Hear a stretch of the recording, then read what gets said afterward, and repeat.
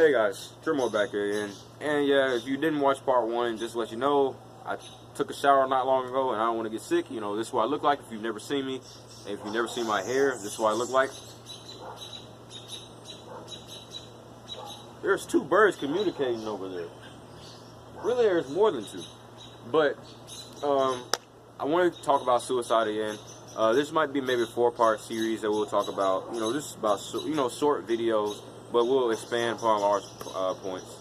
But let's talk about it and let's pick off where we left off. So last thing I said was that suicide is a very selfish action. I explained why.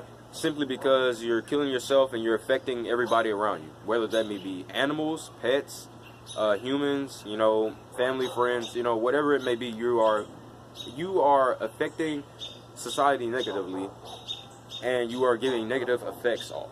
And so to expound or expand, I guess you say expand upon this point of why suicide is so selfish. Suicide is so selfish simply because like I said, you're affecting everybody around you. Now, what are these people? What are these maybe animals or these pets or these family and friends? How they're going to feel? They're going to feel bad. They're going to feel sad.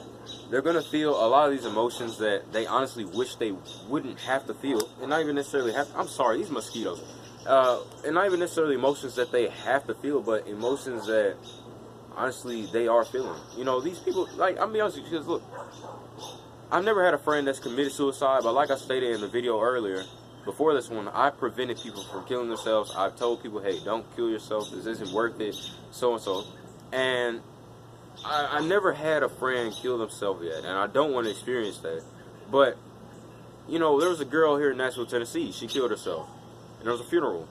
And, you know, one of my friends was saying, you know, I don't know her. I didn't really know her well, but it's sad, and I feel terrible. And that's the thing. You have to understand that suicide is something that not everybody is going to have empathy for or empathy with. You can have plenty of sympathy with suicide, but empathy, if you don't know what empathy is the ability to feel the same feelings or the same way about something by having the same or similar experiences. Now, I have empathy towards people that have maybe dealt with possible suicide because I prevented people from suicide. I helped prevent people from committing suicide, and I've said, hey, don't do this. Even though you may be depressed, I felt depressed before, so I have empathy for or with depression. But the thing is that you have to understand is that, look, suicide is something that not everybody's going to have empathy with, okay? You can have a lot of sympathy, and you should have a lot of sympathy, because, like I said, suicide is going to be a selfish act. It is a selfish act. It is literally the epidemic right now. It is one of the epidemics. You know, you have to understand that, you know, hate is an epidemic.